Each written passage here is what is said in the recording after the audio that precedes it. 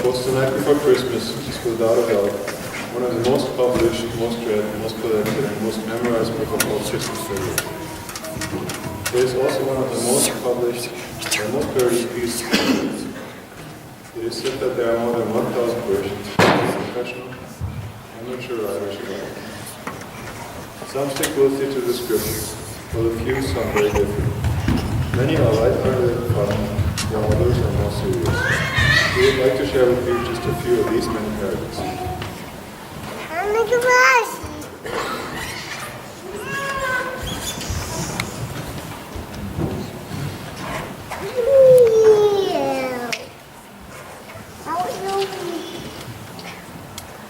Our first parody was written especially for parents. Perhaps parents here tonight will identify with this one. The real Night Before Christmas.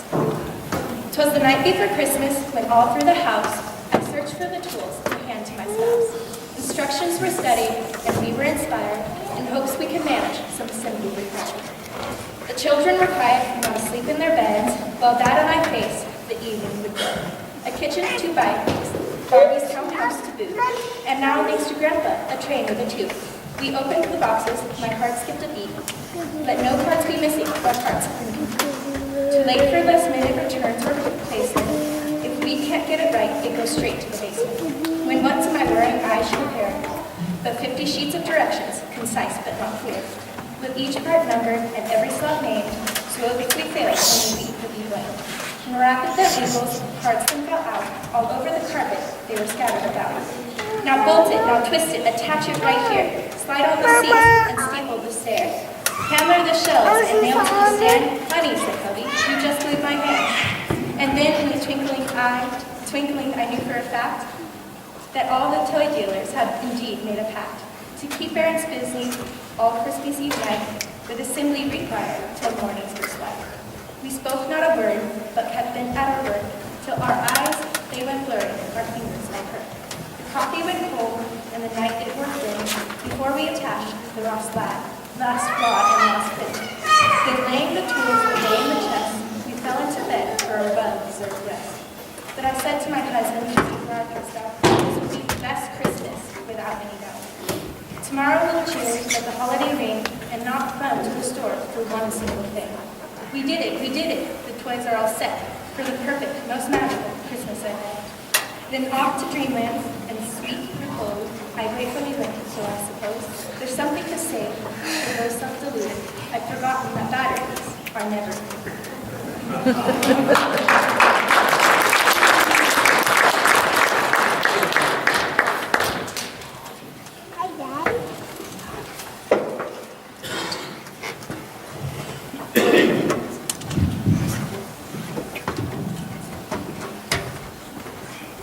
This is 'Twas the Night Before Christmas, Facebook edition. 'Twas Christmas on Facebook when all through the house. Every parent was posting and clicking their mouse. The Instagram filters were chosen with care in hopes that their image would soon get a share. Each status included a funny thing their kid said. So much to be documented, so much to be read. And Junior on his potty and Missy mid-nap, everyone geotagged and placed on a map. When somewhere off-screen there arose such a clatter, I sprang from my laptop to see what was the matter. Away from my monitor, I began to explore. Blinked in the non-LCD light and opened the door. The moon was so pretty, like a promoted post, and I suddenly saw it, a surprise Christmas ghost. Yes, what to my wondering eyes should appear, but a miniature sleigh and 8 tiny reindeer. When the old driver climbed down the apparatus, I immediately wanted to update my status. But more rapid than eagles his phrases they came, and whistled and shouted and called them by name. Now friend me, now like me, now poke me and share, on political rant, on pet photo, on awkward public prayer. To the top of the porch, to the top of the wall, now dash away, dash away, dash away all. And I realized my posting was belated. Why, I described Santa's visit like this. It was complicated. As I reached for my phone and clicked the mobile app, suddenly on my shoulder, there came a gentle tap. He looked a bit weary, that Santa all told. He told me my updates were getting quite old. Some cards, the Summy cards, the gym check-ins, the stuff from the George Taffy. On that one, he actually rolled a twinkly eye. Your cat photos, so annoying. Your kid pictures, so corny. You're cluttering my newsfeed with statuses that bore me. His droll little mouth was drawn up to let fly, and he was totally giving me the Santa stink eye. He spoke not a word more, but straight to my browser, and he perused my timeline as he hitched up his trousers, rubbing his hand with a murmur of "How Ben," and giving a nod, deleted my wall. Then he sprang to his sleigh, and to his team gave a whistle, and away they all flew, like the down of a thistle. But I heard him exclaim, "You've been a fine hostess! Happy Facebook to all, and I bet 99% of you won't repost this."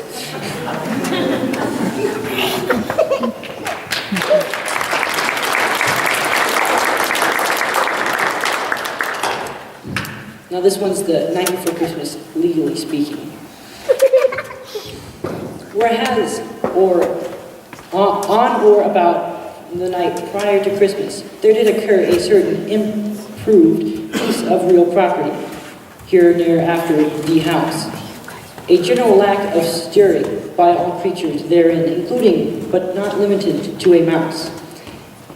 A variety of foot apparel, e.g. stocking, socks, etc., had been affixed by and around the chimney in said house, in the hope and or belief that Saint Nick, aka Saint Nicholas, aka Santa Claus, here thereafter Claus, would arrive sometime thereafter.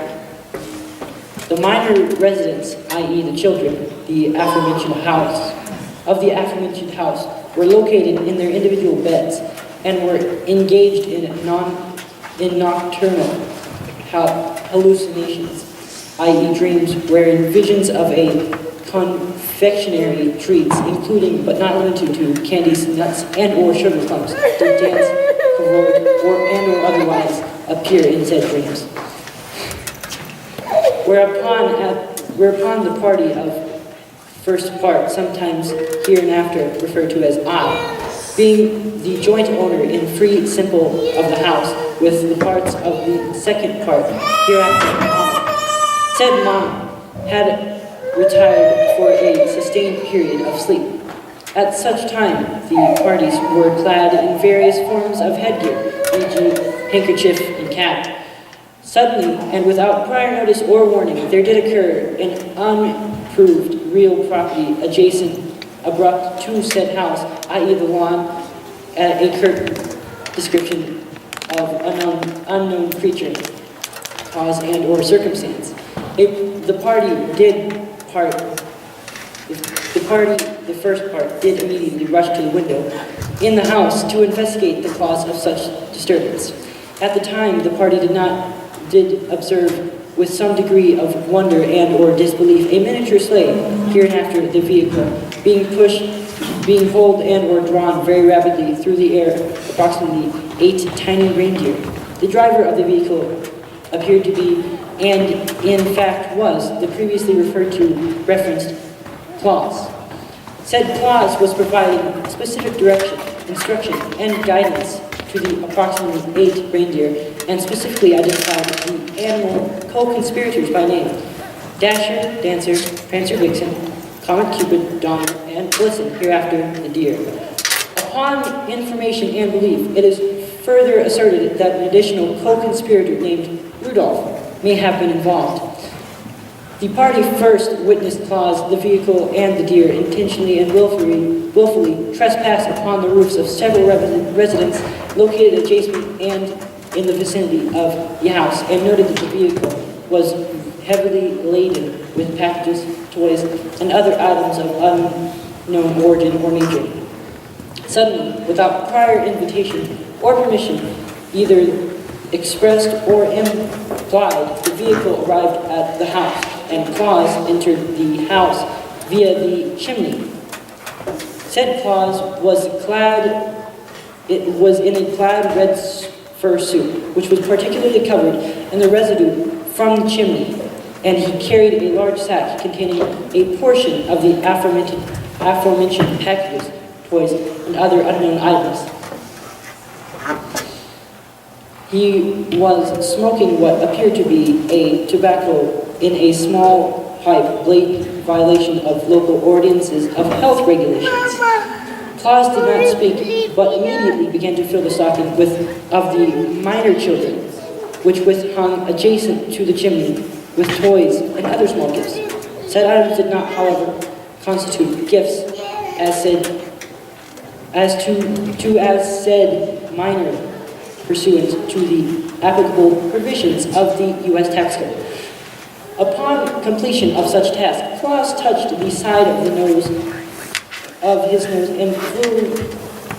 flew, rose and or ascended up the chimney of the house to the roof where the vehicle and deer waited and or served as lookouts. Claus immediately departed for an unknown destination. However, prior to the departure of the vehicle, deer and Claus said house, the party of the first part, did hear Claus state and or proclaim, "Merry Christmas to all, and to all good night," or words that effect, respectfully submitted as the Grinch, etc.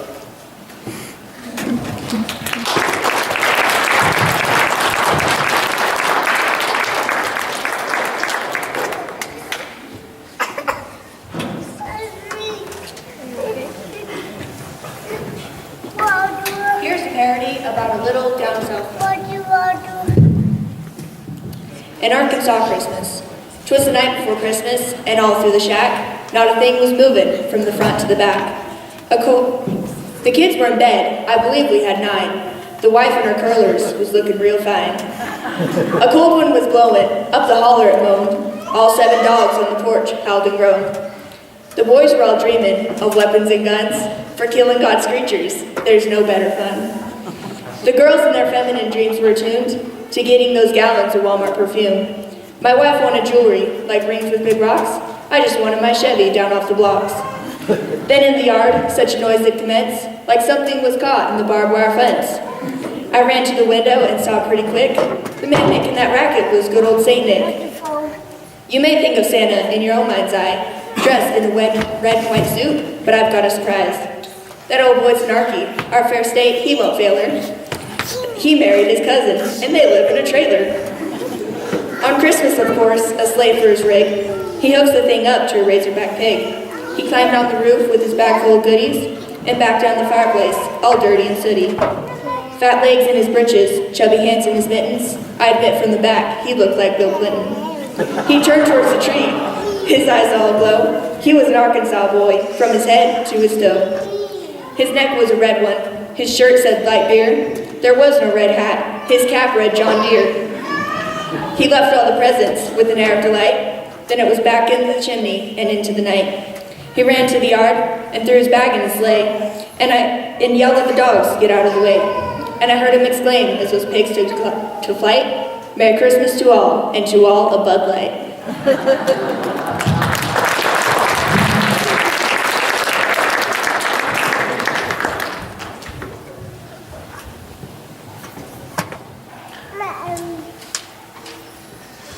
You can find parodies of "Twas the Night Before Christmas" in just about anything. Here's one for our Star Wars fans. 'Twas the night before Christmas and after the void. Not a creature was stirring, not even android. The stockings were hung in destruction with care, in hope that St. Nicholas soon would be there. Chewbacca was nestled long snug in his bed, while vigilant stormtroopers danced in his head. And Princess Leia in her kerchief and I in my pipe had just settled down for a long winter's flight. When out of the X-Wing there arose such a clatter, I sprang from my command post to see what was the matter. Away to the window I flew like a blazer, tore open the shutters and pulled out my laser. What to my wondering eyes should appear, but the miniature land speeder and 8 tiny reindeer. With the little old driver so lively and quick, I was afraid for a moment that it was Darth Vader trick. Soon up to the starships so quickly they flew, with the land speeder full of toys and St. Nicholas too. I drew in my head and opened the latch, as jolly St. Nicholas squeezed through the hatch. He was dressed all in fur from his toe to his snout, and his clothes were all tarnished with meteor fallout. He had a broad face and a big black shoes, and his body was so round, it looked like R2-D2. But the wink in his eye and the dimple in his chin soon gave me to know the force within him. He drank all the milk, but he ate just one cookie. Then I packed his gift for a C-3PO and a Wookiee. He spoke not a word, but left piles of toys, then rolled off to his land speeder in a deafening voice. He took to the sky without giving his name, but before he disappeared, I heard him exclaim, "For the children of the universe, the toys were well suited, but I'm sorry to say, batteries are not included."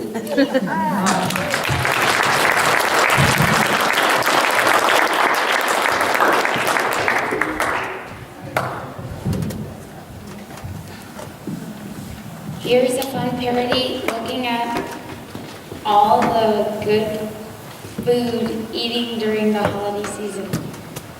'Twas the night of Christmas leftovers. 'Twas the night of Christmas, but I couldn't sleep. I tried counting backwards, I tried counting sheep. The leftovers beckoned, the dark made them white, but I fought the temptation with all of my might. Tossing and turning with anticipation, the thought of a snack became infatuation. So I raced to the kitchen, flung open the door, and gazed at the fridge full of goodies galore. I gobbled up turkey and buttered potatoes, pickles, carrots, beans, and tomatoes. I felt myself swelling silk toughness around, till all of a sudden I rose off the ground. I crashed through the ceiling, floated into the sky, with a mouthful of pudding and a handful of pie. I managed to yell as I soared past the trees, "Happy eating to all. Pass the cranberries, please."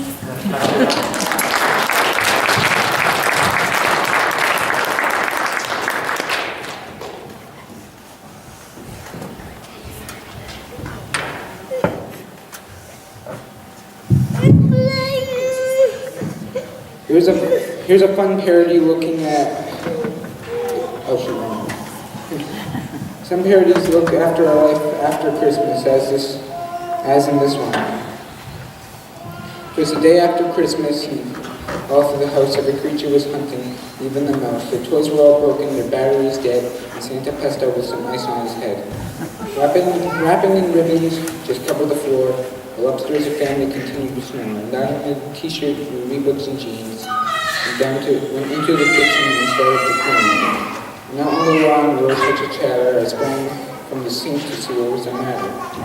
Away to the window, I flew in a flash, tore open the curtains and threw up the sash. Much to my wondering, I should appear by little by truck with an oversized mirror. The driver was smiling so lively and grand.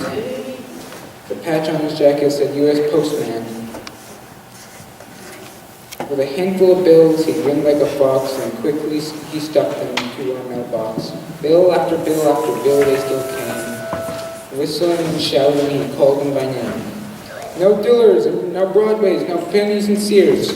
There's Levi's and Targets and Marvin's all here. To a little tip of your limit in every store, every mall. Now charge away all. He whooped and he whistled as he finished his work.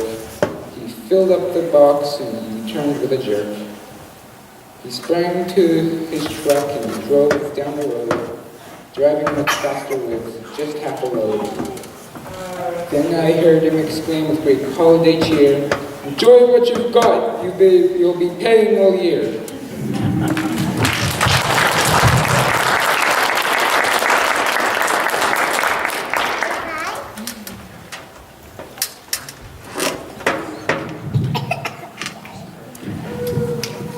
Not all parodies of "'Twas the Night Before Christmas" are silly rhymes. Some are more serious, such as this Christian version written by a 14-year-old girl. "'Twas the night before Christmas, and all through the town, every shelter was packed, not a bed to be found. Caesar's census sent folks to the town of their birth, so Caesar with taxes could increase Rome's worth. On that cold crystal night into Bethlehem came 2 weary people with their donkey the same. They had come very far, many miles of road, but there was no bed for the weary and cold. Mary and Joseph, as they were known, made a deal to sleep in a barn made of stone. During the night, in the soft bed of hay, baby Jesus was born. In the manger he lay. Close by men in fields guarding their sheep became fully awake, some startled from sleep. 'Cause all of a sudden, with a brilliant flash, an angel appeared, wearing white robe and sash. "Have no fear," the bright angel said. "I bring you good news, with nothing to dread. Today down in Bethlehem, in a dark little stable, the Savior's been born. Get there quick as you're able." Then another brilliant flash, and the sky seemed to be seared. A great host of angels, singing praises, appeared. Peace on earth and mercy mild, God and sinners reconciled. The angels disappeared, and the shepherds hurried away to see that baby in the manger lay. While this was happening, far off from the east, wise men were coming with treasures loaded on beasts. They came into Bethlehem and searched through the town until they found the stable where they kneeled down. They offered God's Son gifts of gold, frankincense, and myrrh, and they told others what they'd seen and they'd heard. The first Christmas night, so long ago, God sent us the greatest gift we'll ever know.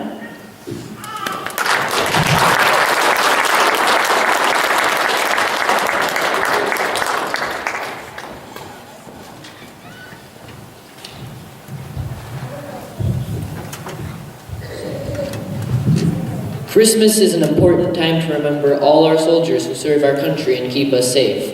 May we never forget what they and their families have sacrificed for us. Tonight, we want to honor our soldiers and our veterans with this parody written for servicemen everywhere. The embers glowed softly, and in their dim light, I gazed round the room and I cherished the sight. My wife was asleep, her head on my chest. My daughter beside me, angelic in rest. Outside, the snow fell, a blanket of white, transforming the yard into a winter delight. The sparkling lights in the tree, I believe, completed the magic that was Christmas Eve. My eyelids were heavy, my breathing was deep. Secure and surrounded by love, I would sleep. In perfect contentment, or so it would seem. So I slumbered. Perhaps I started to dream. The sound wasn't too loud, and it wasn't too near, but I opened my eye when it tickled my ear. My soul gave a tremble. I struggled to hear. I crept out the door to see who was near. Standing out in the cold, in the dark of the night, a lone figure stood, his face weary and tight. A soldier, I puzzled, perhaps some 20 years old. Perhaps a Marine, lying huddled here in the cold. Alone in the dark, he looked up and smiled, standing watch over me, my wife and my child. "What are you doing?" I asked without fear. "Come in this moment, it's freezing out here. Put down your pack, brush the snow from your sleeve. You should be at home on a cold Christmas Eve." For barely a moment I saw his eyes shift away from the cold and the snow-blown-in drifts to a window that danced with the warm fire's light. Then he sighed and he said, "It's really all right. I'm out here by choice. I'm here every night. It's my duty to stand at the front of the line that separates you from the darkest of times. No one had to ask or beg or implore me. I'm proud to stand here, like my fathers before me. My granddad died at Pearl that day in December." Then he sighed. "That's a Christmas Grandma always remembers. My dad stood his watch in the jungles of Nam, and now it's my turn, so here I am.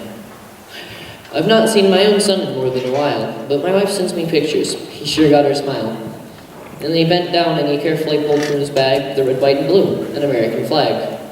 "I can live through the cold and the being alone, away from my family, my house, and my home. I can stand at my post through the rain and the sleet. I can sleep in a foxhole with little to eat. I can carry the weight of killing another, or lay down my life with my sisters and brothers, who stand at the front line against any and all to ensure for all time that this flag will not fall. So go back inside," he said, "harbor no fright. Your family is waiting, and I'll be all right." "But isn't there something I can do, at the least? Give you money," I asked, "or prepare you a feast? Seems all too little for what you've done, for being away from your wife and your son." Then his eye welded here that held no regret. "Just tell us you love us, and never forget to fight for our rights back at home while we're gone, and to stand your own watch, no matter how long. For when we come home, either standing or dead, to know that you remember that we fought and we bled is payment enough, and with that we will trust that we mattered to you as you mattered to us."